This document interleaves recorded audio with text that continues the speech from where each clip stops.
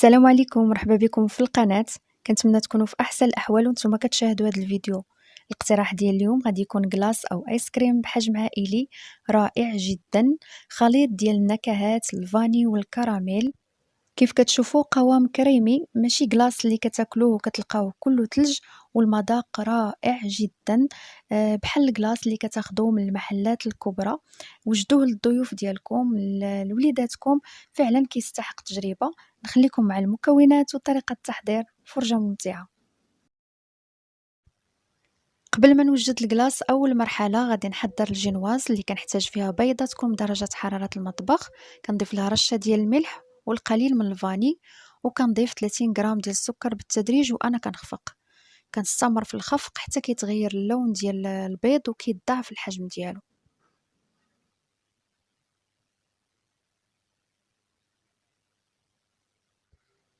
باش ينجح معكم الجينواز ضروري تخفقوا البيض حتى يوصل لهذا القوام اللي كتشوفوا. هنا غادي نضيف 30 غرام ديال الدقيق وغنضيفوه بالتدريج، ما تضيفوش الدقيق دفعه واحده. وغادي نخلط من الاسفل للاعلى وغير بشويه.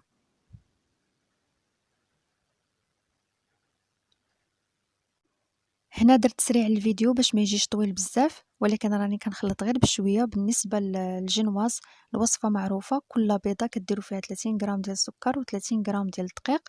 الا بغيتو تضاعفوا الحجم ديال الجينواز، كل بيضه كتزيدوا معها 30 غرام ديال السكر و30 غرام ديال الدقيق. خديت صينيه درت ليها ورق الطهي ووضعت اطار القطر ديالو 22 سنتيم. غادي نفرغ الخليط. بغيت الجينواز تجيني رقيقه، ما بغيتهاش تجيني طالعه بزاف. كندير حبيبات ديال الشوكولا وغادي ندخل الجينواز للفرن اللي مسخن من قبل على نار مهيله. غادي نخليه حتى كيطيب مزيان وكيتحمر. خليته 13 دقيقه لان بغيت الجينواز ما يجينيش رطب بزاف. غادي نخليه يبرد، وفي هذه الاثناء غادي نحضروا الكلاص. غادي نحتاج الكريمه السائله. بالنسبه للكريمه اللي استعملت بدون سكر، نسبه الدهون 35%. خديت 500 مليلتر ديال الكريمه، وضروري الكريمه تكون بارده مزيان. وضعتها في المجمد تقريبا ساعه حتى بردات. غادي نخفقها حتى نتحصل على قوام اللي يكون كريمي، ما نبالغوش في الخفق.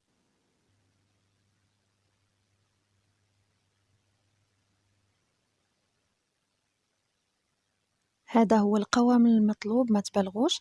عندي هنايا نسلي كراميل، كناخد 2 ديال الملاعق كبار.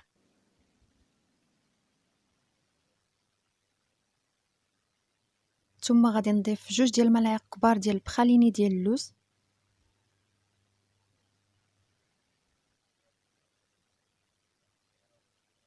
ملعقة كبيرة ديال الحليب المركز المحلى.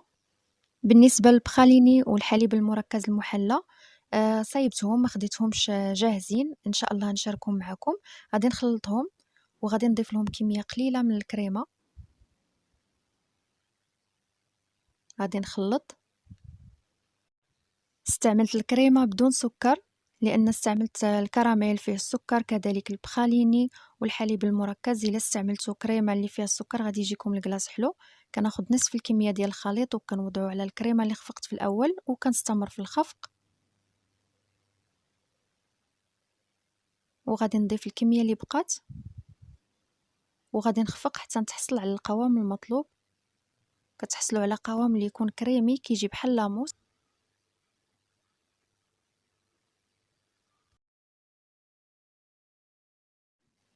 كناخذ اطار القطر ديالو 22 سنتيم، كندير ليه بلاستيك غذائي، كنفرغ فيه نصف الكميه ديال الخليط.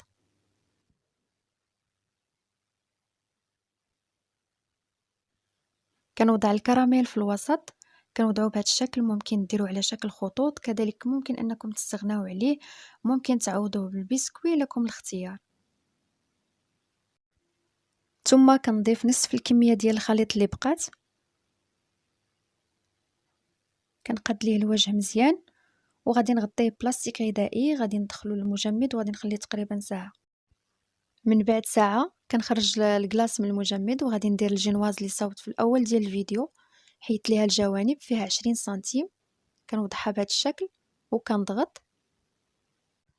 كنقاد الجوانب. غادي نغطيه بلاستيك غذائي وغادي نرجعو للمجمد وغادي نخليه ليله كامله. من بعد ليله كامله في المجمد كنخرج الكلاص. غادي نحيدو من الاطار. قبل كندوز بيدي على الجوانب ممكن تاخدو منديل وديرو في الماء الساخن ودوزوه. كنحيد الإطار، كنقلبو في صحن التقديم. بالنسبة للتزيين اختياري، كتزينو بأي حاجة كتفضلوها. أنا زينت باللوز اللي محمر وقطعته قطع صغار غير بالسكين. كنزين كذلك بخطوط ديال صلصة الكراميل. هذا الشكل النهائي ديال الكلاص رائع جدا شكلا ومذاقا، كيستحق تجربة. وجدوه لوليداتكم، العائلة ديالكم، كذلك للضيوف وفي المناسبات، شي حاجة اللي طوب وتحمر لكم وجهكم. كيجي تماما بحال الكلاص اللي كتشريو من المحلات الكبرى. كيف كتشوفوا قوام كريمي، كذلك خليط ديال النكهات، كتذوقوا المذاق ديال الكراميل وكذلك الفاني اللي ضفت في الجينواز. كيجي لذيذ بزاف، ما تشبعوش منه. ان شاء الله تجربوه وينال الاعجاب ديالكم.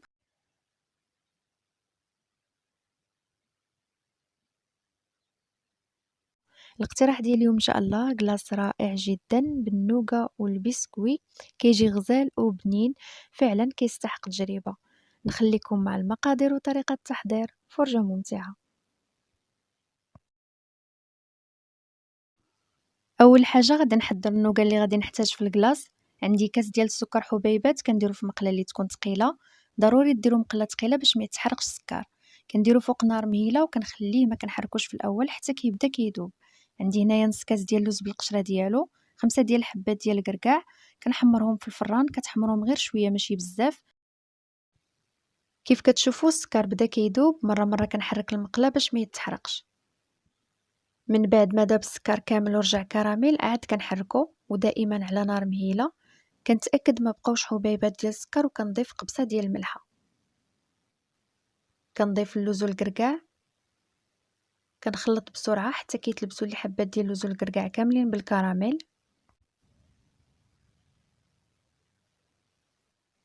كندير النوغا فوق ورق الزبده، كنخليها كتبرد، عاد كنطحنها. الا بغيتوها تبرد بسرعه ممكن ديروها في الثلاجه.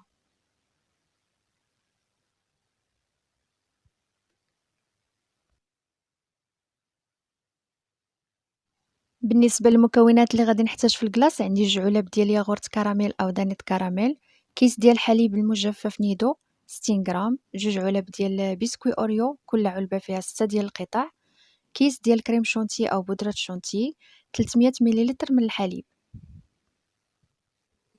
عندي 12 قطعة ديال البسكوي غادي نطحنهم، غير كنهرمشهم بهذا الشكل، ما كنطحنهمش بزاف. وهذه النوغا من بعد ما بردات كذلك طحنتها حتى هي غير مهرمشه، ما طحنوهاش بزاف. في إناء كندير بودرة الشونتيي والحليب. بالنسبة للكريم شونتيي والحليب درتهم في المجمد وخليتهم ساعة حتى بردوا مزيان، عاد كنخدم بيهم. هكا كيساعدوكم باش يطلع الشونتيي دغيا. كنخفق الحليب والشونتيي ومن بعد نبقى نزيد باقي المكونات.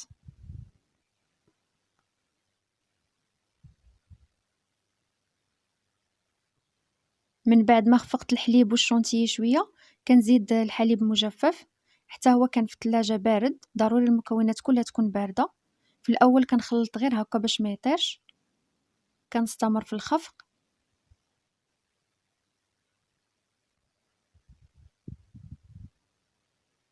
هنا ضفت دانيت كراميل.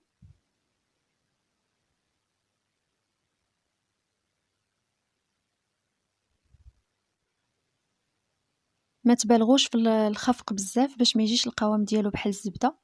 خاص القوام ديالو يجي بحال لاموس، وهذا هو القوام ديالو بهذا الشكل. هنا غادي نضيف النوغا وغادي نخلي شويه للتزيين، وكنخلط بسباتول من الاسفل للاعلى.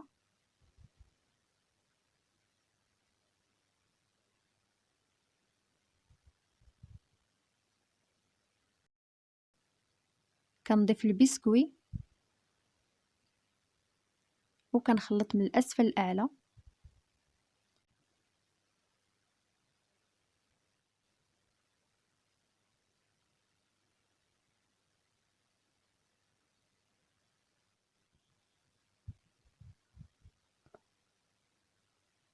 هذا هو القوام ديال الكلاص. كناخذ اطار القطر ديالو 22 سنتيم، كندير ليه بلاستيك غذائي وكندير فيه الخليط ديال الكلاص.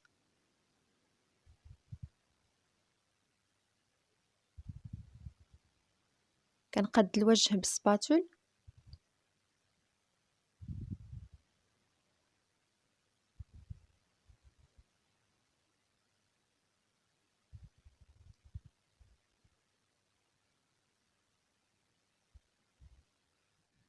كنغطيه بلاستيك غذائي، كندخلو المجمد وكنخليه ليلة كاملة، أقل مدة 6 ساعات.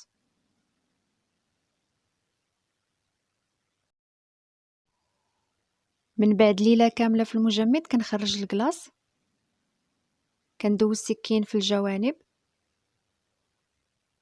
كنحيد الإطار وكنقلب الكلاص في صحن التقديم.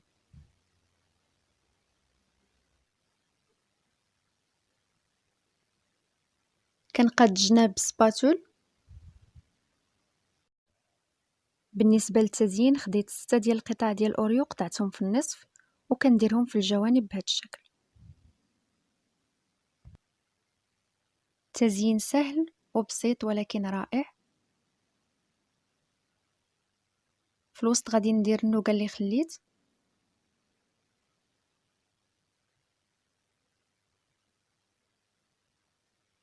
وكندير خطوط ديال صلصة الكراميل.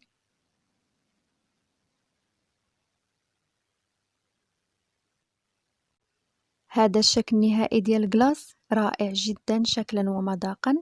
ضروري قبل ما تقدموا الكلاص كتخرجوه من المجمد وكتخليوه 10 دقائق عاد كتقدموه. انا هنا مع التصوير زربت عليه وقطعته، هو مازال جامد ولكن القوام ديالو كريمي. شوفوا كيفاش كيجي من الداخل، رائع جدا، لذيذ بنين بزاف، ما تشبعوش منه، فعلا كيستحق التجربه. كنتمنى ان الاقتراح ديال اليوم ينال الاعجاب ديالكم. تلاقاو ان شاء الله في فيديو جديد ووصفه جديده. مع السلامه.